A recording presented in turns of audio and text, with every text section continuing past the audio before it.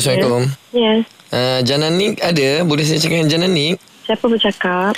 Gigi daripada Bercakap. Jana free tak nak interview sikit? Boleh? Kita nak tanya sikit tentang lagu. Sekarang lagu makin dapat sambutan nampak gayanya. Alhamdulillah. Apa harapan awak dengan lagu ni? Ada nak keluar single baru ke? Saya merancang, tapi saya tak suka hebohkan selagi benda tu jadi. So kita orang kata biarlah benda tu bila dah siap nanti saya bagi tahulah. Alhamdulillah. Jana, ni dengan cerita sekarang kau dah mula bercinta, betul ke? Bercinta dengan siapa pula? Ada jalan-jalan dengan satu jejaka ni dekat tepi pantai Teluk Cempedak. Jana sekarang dah mula berpunya ke?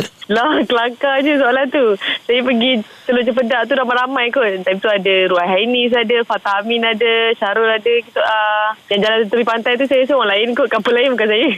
Tapi yang nama-nama awak sebut tu bukan nama lelaki tu. Awak ada jalan dengan staff, dengan budak staff, betul ke? Dekat Putrajaya, dia orang nampak awak siap suap-suap makan. Siapa tak pernah lepak kat Putrajaya pun. Katanya Jana dapat banyak job sebab lelaki tu, betul ke? Lelaki mana? Okey, saya sebut nama sebutlah. Okay. Ada girlfriend lah. Kau tak tengok Instagram dia ke? Sebab kita dah tengok dekat gambar IG, dia banyak puji Jana dekat TV3 ni. Kelakarnya, ya Allah. Kalau nak tahu tak tahu, kita siap boleh screenshot lagi mesej kita dengan dia. Yang katanya I love you. Nampak tak? Bunyi nak cakap betul-betul kawan.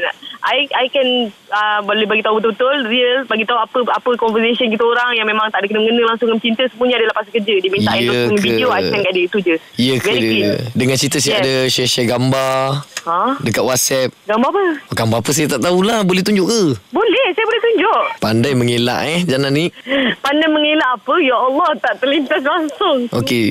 Sebenarnya macam inilah Jana. Nak bagi terus terang, yang girlfriend dia selama ni dia dah berkahwin. Awak tahu tak? Tak tahulah dia isteri apa, tapi sebab kita tak buat salah, apa kita tak takut. Tapi isteri dia sekarang dah kecil hati Jana. Bila Jana buat macam ni, Jana up IG wish birthday kat husband dia. Dia sebenarnya kecil hati dan ni pula tak bagi tahu siapa dia sebenarnya. Yang ni memang fitnah yang memang level maksimum yang saya memang tak boleh tak boleh terima. Kita percayalah ni kontroversi, tapi benda-benda macam ni tak elok kot, sebab memang teruk sangat kot. Selama ni orang cakap sekarang ni orang cakap saya dengan laki orang pula. Kelakarnya, tolonglah. Jana memang tak tahu dia suami orang. Saya tak tahulah, tapi saya tahulah dia dah berpunya. Tapi buat apa kita nak ambil pot, sebab saya tak ada niat nak take langsung. Okey, satulah soalan klise lah, soalan klise. Jana Nik suka tak dengan Didi?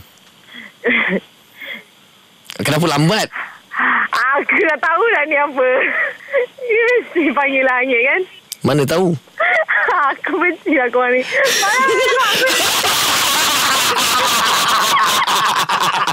Weh, kau biadab lah. Hari tu belagak, takkan terkena. Kau tahu tak aku tengah nak syuting. Alah, suara Fizi, suara Haziq, suara Ajak kita orang kenal lah. Dah kena hari ni. Tapi apa pun kita nak bagi tahu, Jana Nik, anda dalam mangsa Panggilan Hangit. Kau ajar tu.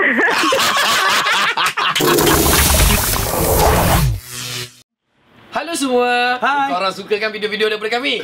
Kalau kau suka nak tengok lagi, jangan lupa klik yang ni Jangan klik je. Subscribe Hot FM 976. Okay, klik.